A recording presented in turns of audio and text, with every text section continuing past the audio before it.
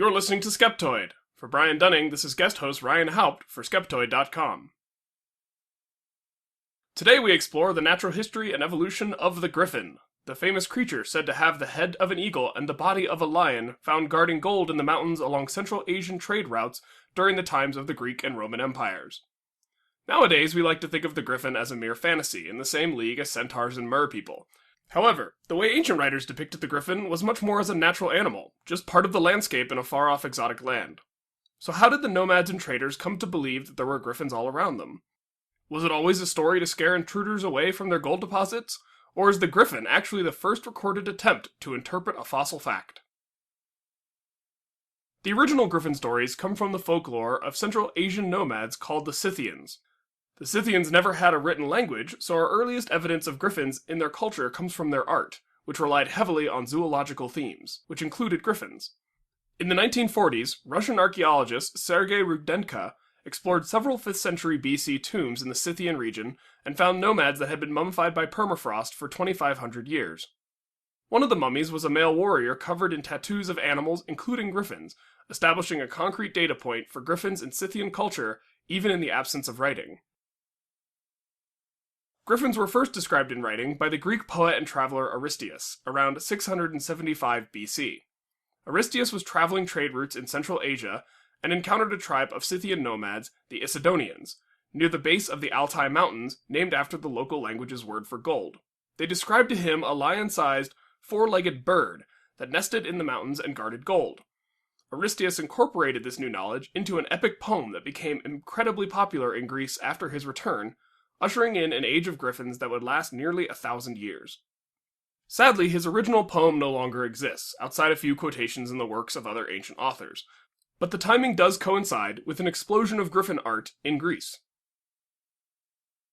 What's interesting about griffin art in Greece is that it doesn't follow standard mythological narratives.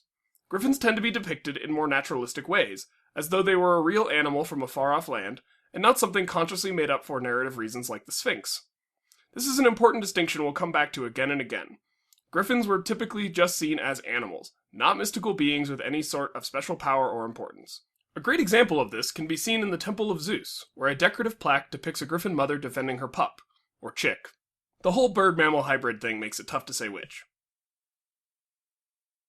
Even when inserted into myth, their role reads more like set dressing than principal player. In 460 BC, Athenian playwright Aeschylus pens the masterpiece tragedy Prometheus Bound.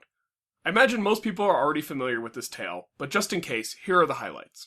Prometheus is a titan who steals fire from the gods and gives it to humanity.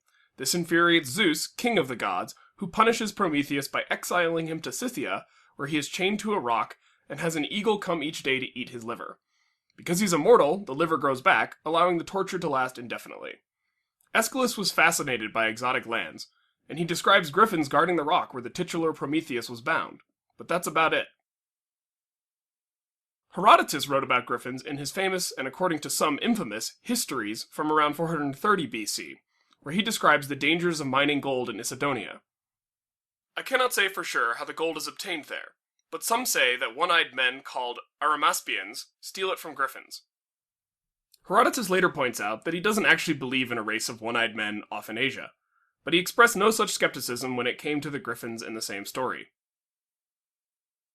Other writers from around that time show a similar pattern, fantastical and easily dismissed claims about life out east, but with much more down-to-earth descriptions of griffins. An appropriate idiom because even with their wings, ancient authors agree that griffins were flightless. When Greek physician Ctesias wrote about why Asian gold was so hard to get, he said it came from high mountains in an area inhabited by griffins, a race of four-footed birds, almost as large as wolves, and with legs and claws like lions. Even Pliny the Elder in his book, Natural History, agreed with the many other authorities that griffins were a part of life for anyone near a Scythian gold mine. Pliny was also the first to write much on the ears and wings often seen in paintings and sculptures, as well as the first to mention griffins burrowing into gold deposits in order to build their nests. The last ancient author to add any new information about gold-guarding griffins, Aelian, around 150 AD, had this to say. I hear that the griffin is a quadruped, like a lion, with talons of enormous strength that resemble the claws of a lion. It is reputed to have black plumage on its back with a red chest and white wings. Ctesias says the neck is variegated with dark blue feathers, and it has an eagle-like head and beak, just as artists portray. Griffins make nests near mountains, and although it is impossible to take a full-grown griffin, people sometimes capture the chicks. The Bactrians say that griffins guard the gold of those parts, which they dig up and weave into their nests. However, others sensibly deny that the creatures would intentionally guard the gold. The truth is that, when the prospectors approach, the griffins fear for their young and so give battle to the intruders. In the face of all this evidence, to continue thinking of griffins as magical hybrids would be akin to a straw man fallacy, misrepresenting, though not intentionally, the argument ancient peoples were making for the existence of griffins, then mocking our own misrepresentation as outlandish or ridiculous. So if we accept that people back then thought they were talking about a real animal and not some mythical beast, what aspect of the real world inspired them in the first place? Ironically, to find that out, we have to go even further back into the past using the new field of geomythology, or combining our knowledge of geologic reality with the mythical worlds of people's past. Roy Chapman Andrews was an American paleontologist for the American Museum of Natural History in the 1920s. He is most famous for two things.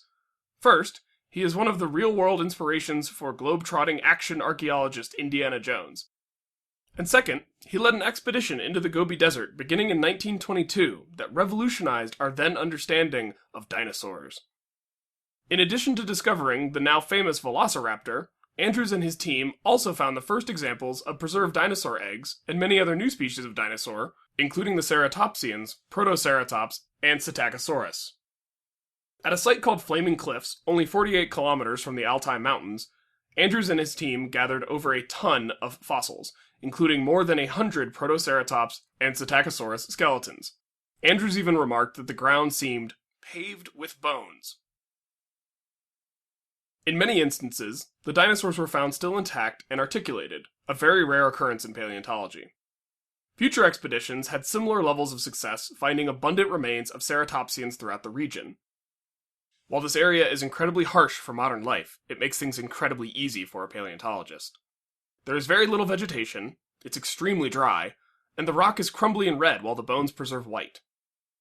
Frequent sandstorms in the late Cretaceous some 66 million years ago buried entire animals whole, sometimes in life position, preventing disarticulation from scavengers or future storms. Even amateurs in the area would be able to see bones peeking out from the rock all around them.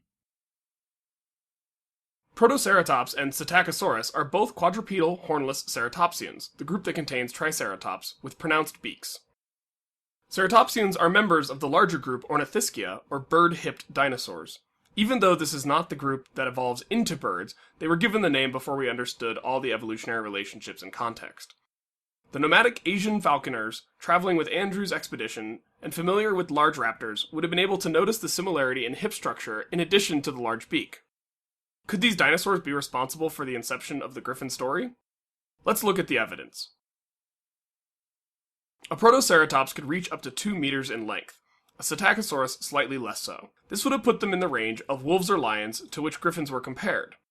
They have 4 limbs and a large beak, looking a bit like a mammalian body plan with the head of a bird. The fossils are incredibly abundant in the region where griffin myths come from, often found in lifelike positions around nests near gold deposits. In context, it seems obvious that nomadic traders would have seen the bones of an unknown animal around where they were looking for gold and done their best to describe it. Not being held to Linnaean notions of zoological classifications, i.e., a mammal is a mammal and a bird is a bird, why wouldn't the most logical depiction be a creature that combines aspects of both? Since the concept of extinction wasn't well formulated at the time, and since the fossils were found in such good condition in areas incredibly remote and tough to get to, why not assume that the living, breathing version could be just over the next ridge? Thus, a natural part of a fossiliferous landscape becomes a fantastical part of local lore and legend, spreading around the world into an instantly recognizable symbol. Finally, in the early days of paleontology, dinosaurs were thought of as slow, plodding, dim-witted, and inactive reptiles. As our understanding of these animals has progressed, including their kinship with birds as well as reptiles, we now often depict dinosaurs as more active and gracile creatures. In this way, the Scythians' ancient ideas about griffins had an accuracy about them that our scientific notions didn't pick up on for centuries. It turns out that some of humanity's earliest paleontologists did a pretty good job, all things considered, and gave us a really wonderful cultural image from people's first recorded attempt to describe an extinct animal known only from fossils. For that, I think we should acknowledge their contribution. So thanks, Scythians. Every Skeptoid episode has complete bibliographic references on its transcript page at skeptoid.com, plus further reading suggestions if you want to know more. You're listening to Skeptoid, a listener-supported program. I'm Ryan Haupt for Skeptoid.com. Reach me online at my website, ryanhaupt.com.